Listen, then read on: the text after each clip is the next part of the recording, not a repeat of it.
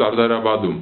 ոչ թե հույս ունենանք, որ մեր երաշխիքը, մեր որևիցե երկիր երաշխիք կտա մեզ եւ գնալ այդ երաշխիքների հետևից, այլ քանի մեր զորքն է այնտեղ սահմանների վրա, Իրանի եւ Ադրբեջանի սահմանների վրա, մենք ենք որոշողը լինելու։ Անկախ միջազգային իրավունքի որոշումներից, բայց եթե դա կորցրեցինք, մենք կորցնում ենք ամեն ինչ։ Այսինքն որ բանակը կարևոր մեկ աստագ է այսօր Հայաստանի մեջ եւ խոսեիք դուք խաղաղ անցումի մասին, խաղաղ անցման մասին։ Արդյոք կարելի է, ինքս ես չեմ կարծել, որ անցումը կարելի է խաղաղել, այսինքն պետական հեղաշրջում, խաղաղ հեղաշրջումի մասին բան չունի, վրացավություն չունի, Եթե արդյոք բանակը կարող է Հայաստանի մեջ իշխանությունը ձեռք առնել առնվազն ժամանակավորապես եւ հետո վերջ փոխանցե իշխանությունը փոխանցե դեմոկրատական, այսինքն ժողովրդավար մեկ եւ ժողովրդի դերակատարի իշխանությունը։ Անկասկած իշխանապողության համար Հայաստանում այսօրվա ստեղծված ավտորիտար կիսաբռնակալական, որը ձգտում է բռնակալական դառնալ ամբողջական իմաստով, այս իշխանության համար անցումը պետք է ժողովրդավարության պիտի լինի միջև արտահերթ ընտրությունները պիտի լինի անցումային շրջան, պարտադիր, այսինքն սահմանափակ ժողովրդավարական շրջանով պիտի անցում կատարենք լրիվ ժողովրդավարության, որովհետև միանգամից անցում չի կարող լինել։ Սա ակնհայտ է բոլոր տեսակի երկրներում, որտեղ եղել է նման բռնակալություններից անցում, միշտ անցումային շրջաններ են եղել, մինչև արտահերթ ընտրությունները կլինեն։ Եվ անկասկած այդ պարագայում մեր նման հատկապես երկրում, որը արտաքին մարտահրավերները շատ ունի, բանակի դերը շատ մեծ է լինում ստաբիլությունը ապահովելու համար երկրում։ Եվ մենք բազմիցս հանդիպումների ժամանակ բանակի ղեկավարության եւ զբաղեցույթի հետ բացահայտ ասել ենք դրա մասին, որ մենք մեծ հույսեր ունենք բանակի դերակատարության վրա այդ անցման շրջանում եւ արտաքին սահմանների եւ ներքին կայունության որոշակի ապահովման համար։ Ուրեմն այստեղ նույնպես թաքուն բան չկա, այս ամեն ինչի մասին հայտարարություններ են եղել Հայաստանում, որ նման հանդիպումներ եղել են բանակի ղեկավարության պաշտպանության նախարարի հետ եւ բաց խոսվել է այս անհրաժեշտության մասին, որ մենք երկիրը պիտի մաքրենք այս օլիգարխիկ իշխանությունից։ Անկասկած կան ռիսկեր եւ հենց այդ ռիսկերի հաշվառման մեր շնորհիվ մենք եկել ենք այն եզրակացության, որ հենց ապրիլի 24-ը առավել անցնցումային օրն է, ամբողջ հայ ժողովրդի բնազդը այդ օրը բաց է եւ հայ ժողովուրդը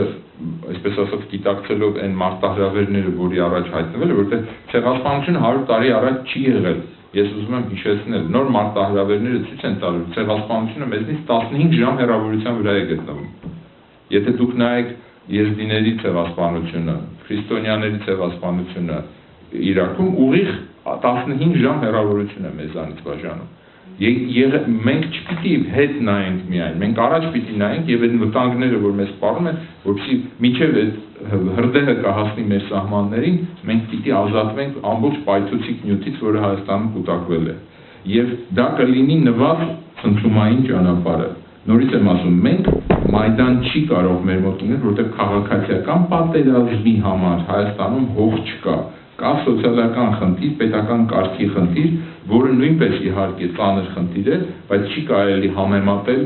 ոչ Սիրիայի դեպքերի հետ, ոչ Ուկրաինայի դեպքերի հետ։ Հայուրանյակ առանց ռեժիմի, որ շատ կարևոր պիտի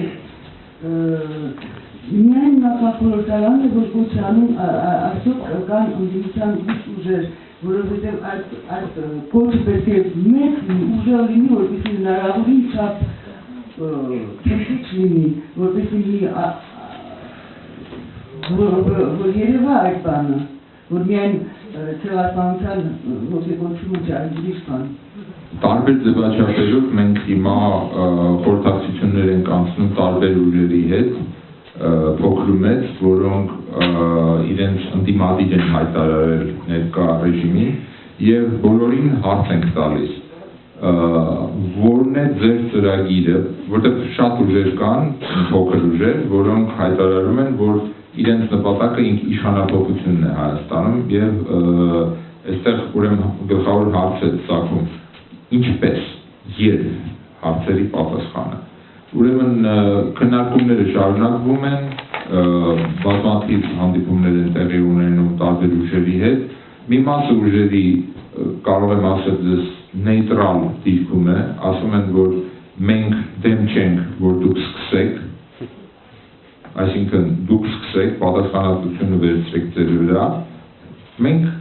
կարծում ենք որ այդ օրը պայքարի օր կարող է լինել օրինակ Պարոն Հայրիկյանը այդպիսի հայտարարություն է արել որ այո ինքը ապրիլի 24-ի մեջ պայքարի բաղկացուցիչ տեսնում է բայց այսպես ասած որոշակի հեռավորություն հայտարարեց ուրիշ ուժեր տատանվում են մտածում են ինչտեղ ինչ կլինի այլ ուժեր կան որոնք որ հստակորեն դեմ են արտահայտվում ասում են որ իրենց համար ընդունելի չի այդ դեպքում ասում ենք իսկ ամսի 25-ին կմիանաք մեզ եւ այդտեղ նորից լրություն է իսկ ասում ենք ամսի 26-ին կմիանանք թե դուք ուղղակի հայտարարում եք իշխանափոխություն բայց կատվի զանգը կախելուց սպասում եք որ ուրիշը կախի երբ որ ասում ենք որն է ձեր օրը իրենք չեն կարողանում այդ հարցին պատասխանել այդպիսի ուժեր կան Հայաստանում որոնք իրենց ընդդիմադիր են հայտարարել այսինքն լակմուսի թղթի նման երևում է թե այսօր մեր սպեկտրումում քաղաքական ով ինչ ոչ թե հայտարարություն է արել այլ իրականում իր ընդդիմությունը ինչպիսին է այնպես որ հիմա հստակվում է շատ լավ եղավ որ հստակվեց որ այդ դեկորատիվ ամբողջ 100,000-ավոր մարդիկ որոնք Գագիկ Ծառուկյանի հետևից գնում էին այդտեղ ընդհանրապես դեկորացիա էր ոչ մի ընդդիմություն չկար ոչ մի կուսակցություն չկար որտեղ վճարվում էր մարդկանց գալը հրապարակ ուրեմն մենք հստակվում ենք թող այդ արհեստական ընդդիմությունները վերանան թող լինի փոքրիկ խումբ թեկուզ սկզբնապես բայց որը ունենա որակ ասեմ ձեզ մեր ժողովուրդը Արցախյան շարժում սկսեց 10 հոգով սկսվեց Եվ ինչու այդ հաջողեց, որովհետև մերանի դեր կատարեցին, մածունը, ինչ-որ կաթից մածուն ստացան, մեր ժողովրդի մի վիճակից ուրիշ վիճակի վերեցին, կամ հացի ալյուրից թթխմորը, գցում եք, ալյուրը դառնում է հաց, հատուկ պայմանների տակ։ Ուրեմն հարցը շատ կարևոր է, կա բավարար չափով մերան, կա բավարար չափով թթխմոր, որպեսզի մեր ժողովրդին մի վիճակից մի այլ վիճակի տանի։ Ըստ մեզ այդ մերանը առաջացել է վերջի 3 տարիների ընթացքում։ Հնարավոր է, որ մինչև ապրիլի 24-ը բռնություններ լինեն մերանի նկատմամբ։ Իհարկե հնարավոր է եւ շատ հնարավոր է։ Դուք տեսաք, որ այստեղ բռնությունները արդեն սկսել էին։ Մենք չենք բացառում մինչև ամսի 24-ը եւ ձերբակալությունները եւ սպանությունները եւ ինչ ասես։ Մենք չենք բացառում դա։ Բայց ես ասեմ ձեզ, Հայաստանը ի վիճակի չի հյուսիսային Կորեա դառնալու, ռեսուրս չունի, կարճ ժամանակ կարող է ինչ-որ մի ապուշի մտքով անցնել, որ կարող է փակ երկիր ստեղծի, բռնակալական, բայց այդ երկիրը երկար դիմանալ չի կարող, եւ մենք պատրաստ ենք նաեւ այդ զոհողություններին մեր շարժումը, եթե իրենք այդ սցենարով գնան, միևնույն է իրենք քանդում են իրենց իշխանությունը։ Ինչ տեղեկատվություն ունենա ուսական ռազմագայանը եթե Հայաստանի մեջ հերաշրջում կատարվի։ Ուրեմն ես ուզում եմ դες հիշեցնել, որ ռուսական ռազմակայանում տեղադրված են մոտ 5000 զորագունդ, 5000 մարդ է։ Il y a 5000 soldats russes qui sont en Arménie. Որոնք ոչ թե քաղաքային պարտիզանական պատերազմի համար են նախատեսված, այլ կոմբատ անելու, այսինքն տանկային զորամասեր են, որոնք ինքնաթիռներ են եւ այլն, իրենք նախատեսված են պատերազմի համար, ոչ թե նախատեսված են քաղաք գրավելու, քաղաքում պարտիզանություն անելու համար։ Եվ այդ զորքերը քաղաք մտնող զորքեր չեն։ Մի անգամ այդպիսի բան արել են ռուսները, Գրոզնի քաղաքը մտել են եւ Գրոզնիում ամբողջությամբ այդ տանկերը ոչնչացվել են տեղական ուժերի կողմից, այսինքն դա հիմարություն կլիներ նման ուժերին մտցնել քաղաք։ ինչպես ասացի, հակառուսական ուժ չենք։ Մենք առհասարակ պետք է ես հիշեցնեմ, որ մենք ոչ միայն դեմ ենք, որպեսզի Հայաստանը մտնի Եվրազիական միություն, մենք դեմ ենք, որպեսզի Եվրոպական միություն մտնի նույնպես։ Ուրեմն, գիտենք, որ Հայաստանի մեջ ուրեմն դարձեր մարմիններ կան, քանակը կա եւ տատայիրավական համագարկը կա, քաղաքականը, ոստիկանությունը եւ այլն։ Եվ կա տնտեսությունը, տնտեսական համագարկը, այսինքն ինքս է ապարատչիկները, որոնք համագարկի կողմէ մենաշնորհներ ունին եւ այդ մենաշնորհներում կարևոր մեկ մասը կվերապերի թուրքեն աբրանք ներածելու գործողություններուն օրինակը գուդար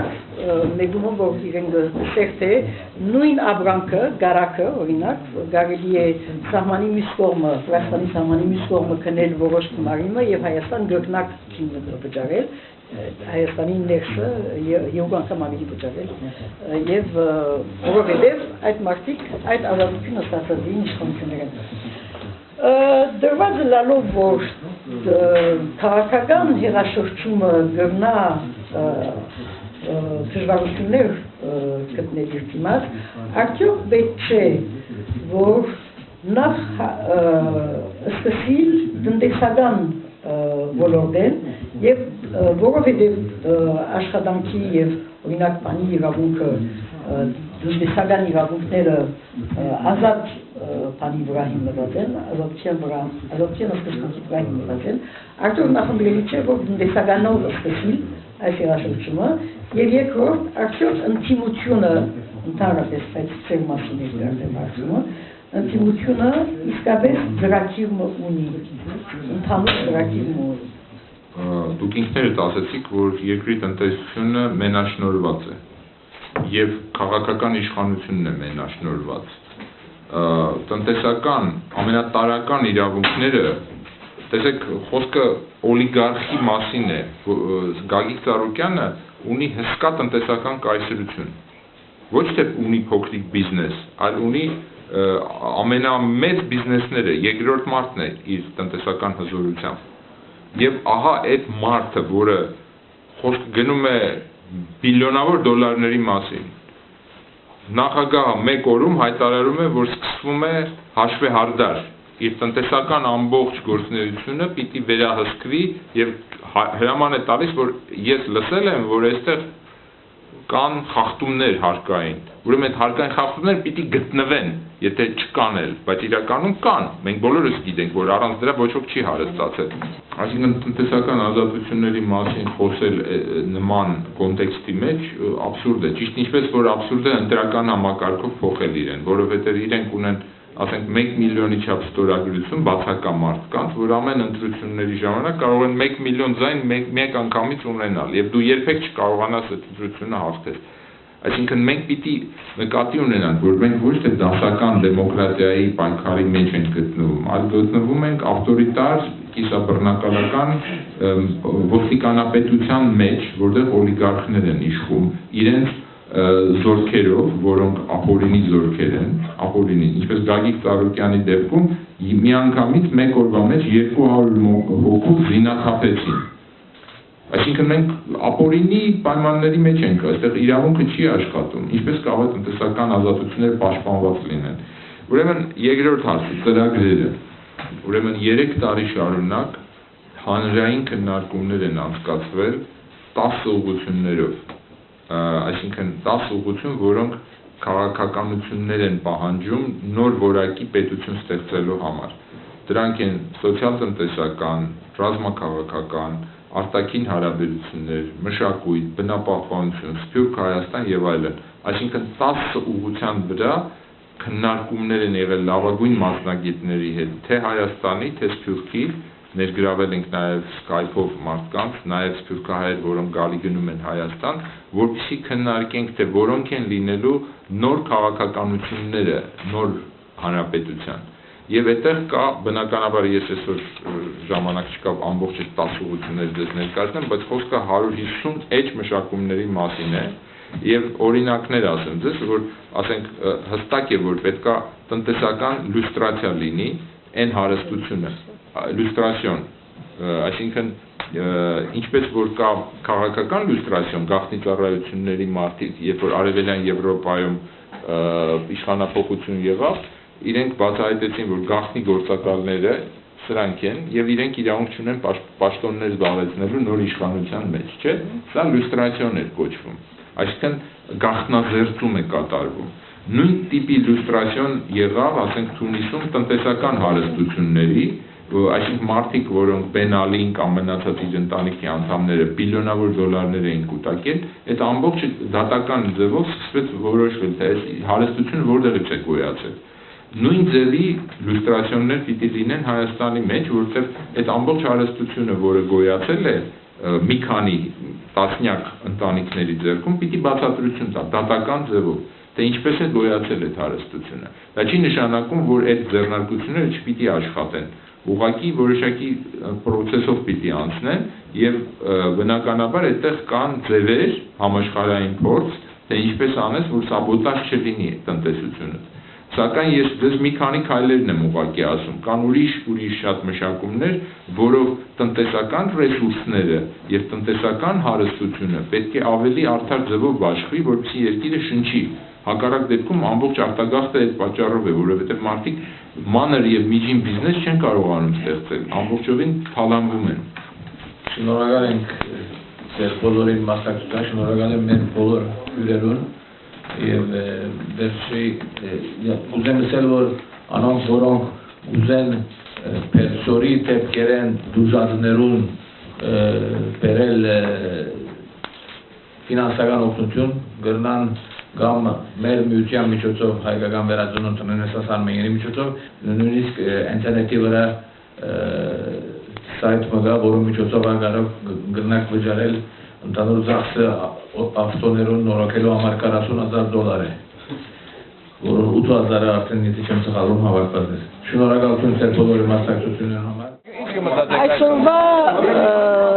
հարցազրույցը Կարիկին Չուկազովյանի հետ ինձ համար մեծ կարևորություն կներկայացնում է, որովհետև այսօր 2015 թվականին Սփյուռքի մեջ քաղաքական մտածողության արտահայտության դեռ գոյություն չունի այլևս։ Այսօր մենք գտնվենք շոուբիզի վերածված քաղաքականության եւ հայկական քաղաքականությունը վերածված է լոզունգային քաղաքականության։ Մտածողություն գոյություն չունի եւ հոն ու մտածողություն կա, մենք պետք է քաչալերենք այդ մտածողները, որովհետեւ անգայուն աշխարհի մեջ, ինչպես կսեի քիչ առաջ, անգայուն եւ եւ հետը փարտացող աշխարհի մեջ, հետը փարտացող հայկական քաղաքականությունը, Սփյուռք եւ Հայաստան, պետք ունի նոր մտածողություն, եւ այդ նոր մտածողությունը այսօր կբացակայի մեր ամենօրյա կյանքին։ Ադոր համար մեծ բանով կգնահատեմ, մեծապես կգնահատեմ այս դեսագի հանդիպումները, Բարոն Չուկասովյանի պես մտածող մարդոց հետ, որոնք բազմագորմանի իրենց մշակույթով մեզի նոր բան կբերեն, նոր մտածողություն կբերեն։ Նույնիսկ եթե ես այսօր անդամ չեմ այս կազմակերպության, այսօր կգարձեմ, որ մենք պետք է սկսենք գրգին մտածել մեր քաղաքականությունը, Հայաստանի ներքին արտաքին, Սփյուռքի ներքին արտաքին քաղաքականության մասին մենք նոր մտածողություն պետք է ստեղծենք, այդ առումով մեծապես կգնահատեմ այս ելույթը։ Բարոն Չուկասովյան, ինչ եք մտածում այս երեկոյին կապակցությամբ Փարիզում։ Սա մեր հերթական հանդիպումն էր Փարիզահայության մեր համակիների հետ եւ ես հույս ունեմ, որ այն հարցերը, որոնք այստեղ բարձրացվեցին, բավարար պատասխաններ փորձեցինք տալ, ինչքանով հաջողվեց, ես չեմ կարող դատել, բայց հարցերը կարող եմ ասել հետաքրքրական էին։ Ձեր սպասումներին բավականացրեցին։ Այո, ես կարծում եմ, որ այն հարցերը, որոնք տրվում էին, շատ տեղին էին եւ նպատակային եւ արտացոլում էին մտահոգությունները սփյուռքահայության Հայաստանում տեղի ունեցող գործընթացների քաղաքական, ներքաղաքական եւ արտաքին քաղաքական եւ փաստորեն ուրախ եմ, որ մտահոգ սփյուռքահայություն գոյություն ունի Հայաստանի այսօրվա խնդիրներով։ Ինչ մտածեք նաև ձեր հարցակի վրա գտնվող մյուս Լորան Լեյլեքյանին, Հիլդա Չոբոյանին եւ Պաստապան բարոն Աֆսանյանին ասածներուն գավառությամբ։ Ես կարծում եմ, որ մեր սփյուռքահայ մասնագիտական շրջանակների ներգրավումը ներհայաստանյան քաղաքական հարցերին չափազանց կարևոր է։ Տարիներ շարունակ իրենց հեռու են ամեն կերպ փորձել պահել Հայաստանի ներքաղաքական հարցերից հայաստանյան գործող իշխանությունները։ Մենք ճիշտ հակառակ կարծիքին ենք, որ պետք է մաքսիմում ներգրավել սփյուռքահայ մասնագիտական շրջանակներին, որովհետեւ մենք համազգային մոտեցում ունենանք այն մարտահրավերների նկատմամբ, որոնք Հայաստանի առջև կանգնած են։